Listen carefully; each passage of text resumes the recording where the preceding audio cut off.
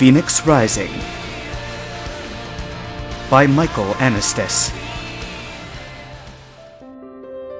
My name is Michael Anastas, and having witnessed all that I have, I can only wonder if I am sane or not. Let me start off by saying that I am definitely not a well-known Pokemon trainer. True that I am a Phoenix trainer, but as Merlin so states, the badge is a magnet which attracts combatants.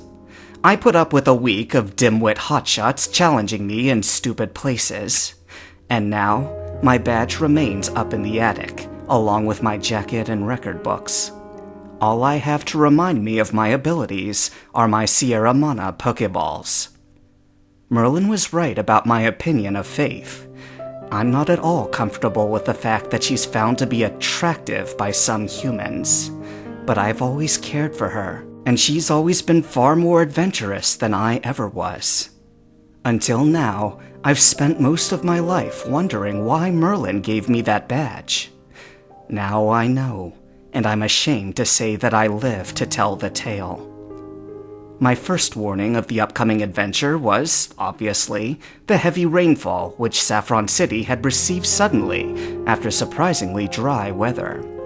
Then, when Merlin called me at work to tell me he required my assistance, I knew I would have to wait to see Faith for a while.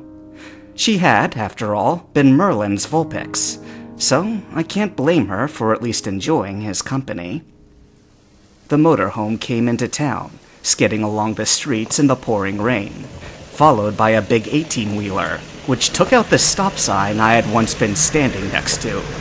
Lieutenant Surge, the gym trainer who Merlin always referred to in his lessons. Surge had no strategy, relied only on simple attacks, normally consisting of the words, "Smash 'em!" And above all, Surge had forced his Pokemon to evolve as soon as he had caught them. Merlin's classes might as well have said that evolution stones are evil. That was my second warning. Whenever Merlin and Surge are working for the same team, the threat is always larger than life. Darius slammed down on the brakes and finally came to a halt 2 feet away from the red light. He did his best to pull into the closest parking space and failed miserably. It didn't really matter how much time he took. Saffron was a dead city even when the weather was good. With my jacket pulled over my head, I called off in the distance, "They're here!" and ran across the street.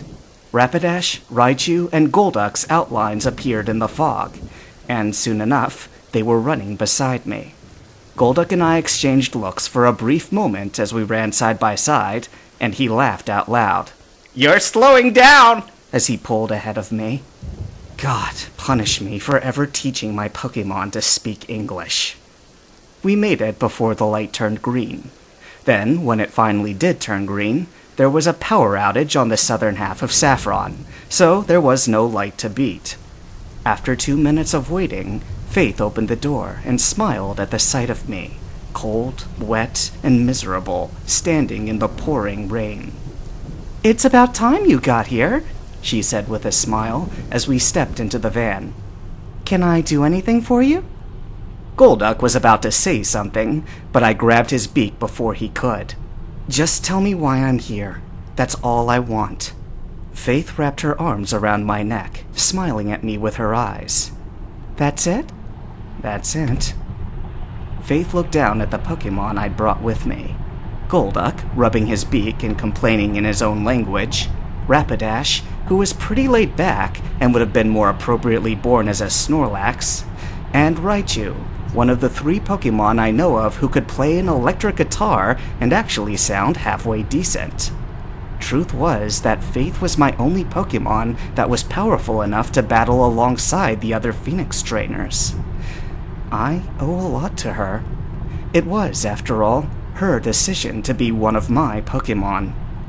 Faith stepped away from me and fell down to all fours, something she rarely did when I was present. "Obviously, the hurricane is involved," she said as I sat down in a corner of the room. "And you already know that Giovanni is at the center of this once again. Well, Merlin's formed a little deal with Team Rocket. You see, James is trapped in the eye of the storm, so right now, Giovanni's best men are, for the most part, helpless. Can you fill in the rest?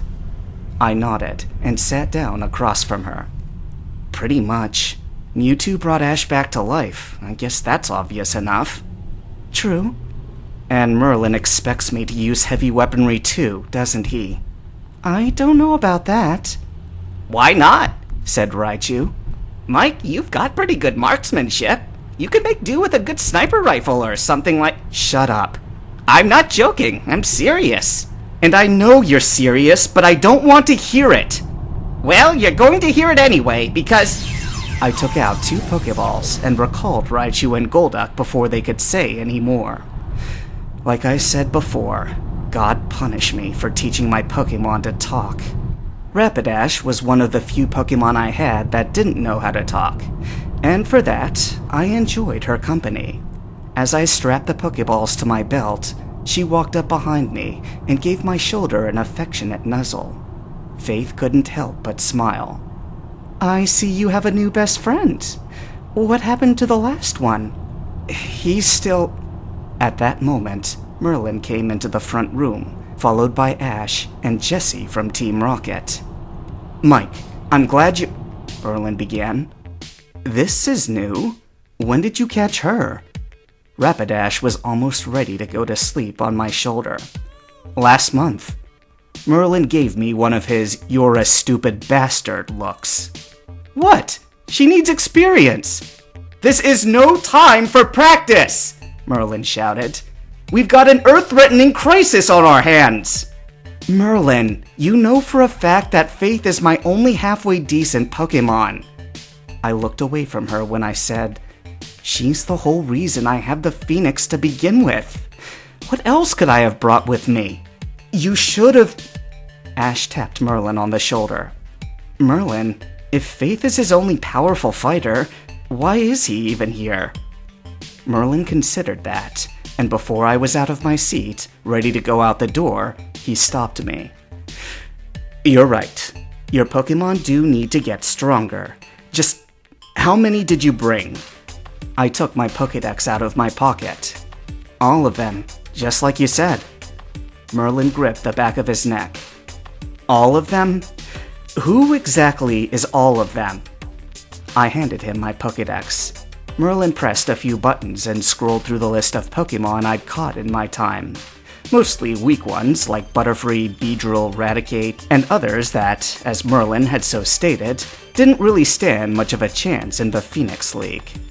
However, at the very end of the list, he scrolled through them very slowly. Why didn't you tell me you had Pokemon like these? He asked as he gave back my Pokédex. Some of these are better than mine. Really? Merlin pointed out the 3 which had impressed him. Scyther, Gengar, and Dragonite.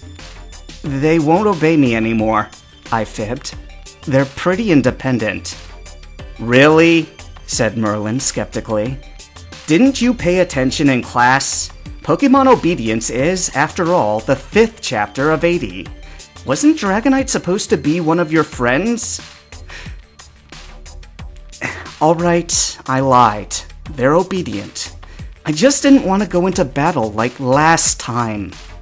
I put a little enthusiasm in the last words, so that maybe Merlin would remember what had happened last time.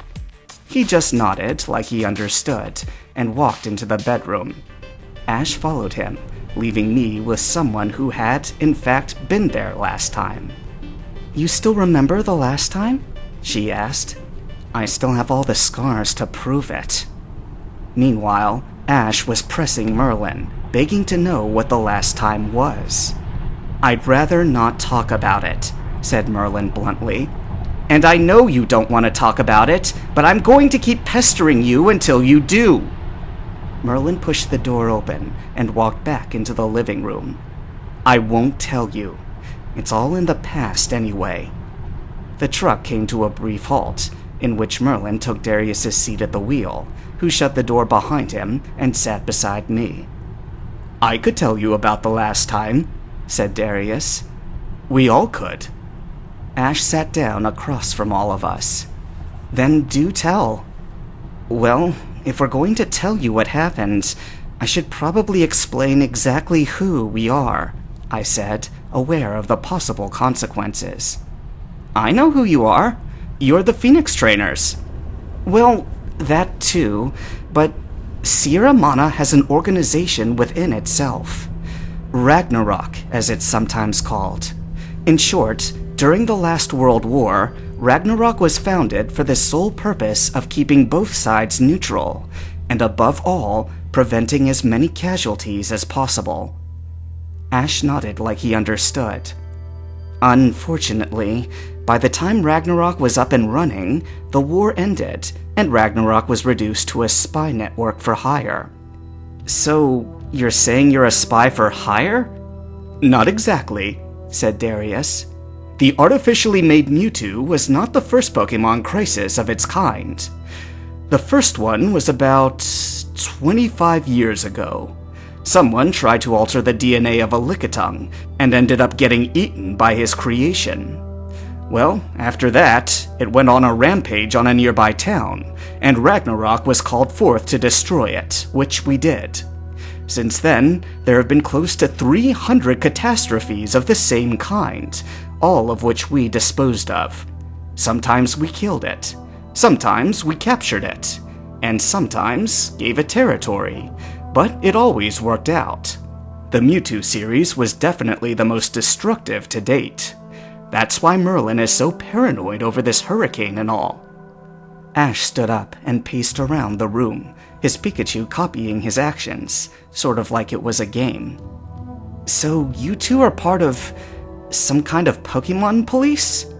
Well, not just us, I said. Lieutenant Surge is a member, and Sabrina was until she died. And if you're here, I guess you're a member as well. I can live with that. But what happened the last time? I took a deep breath. The last time was when we went after Mew 3. It started off by partially devastating a city called Soul Life City, and we set out to destroy it. Unfortunately, continued Jessie, James and I were given strict orders to bring it back alive, so when we found out that Merlin would kill it, we had no choice but to attack. I pulled down the collar of my shirt, making sure both Ash and Jessie could see the 2 puncture wounds on my neck. Arbok Poison Fang attack, said Ash while glaring at Jessie. I have one of those. I'm sorry, she shouted. How was I to know we'd be on the same team someday? And while you're thinking that over, how many times have you pummeled us in the past 5 years? Ash closed his eyes, stretched out his arms, sank into the chair, and smiled. Countless times, but only when you were more evil than your boss, which you normally were. Hear, hear! We've done good things before, shouted Jessie. And we still would be doing good things if it weren't for the fact that we're flat broke and in debt to the boss. To hell with the boss, shouted Faith. Think for yourselves for a change. Hear, hear! Jessie threw up her hands and walked away. I've had enough of you guys. After this is over, I'll be your worst enemy once again. Hear, hear! Oh, shut up!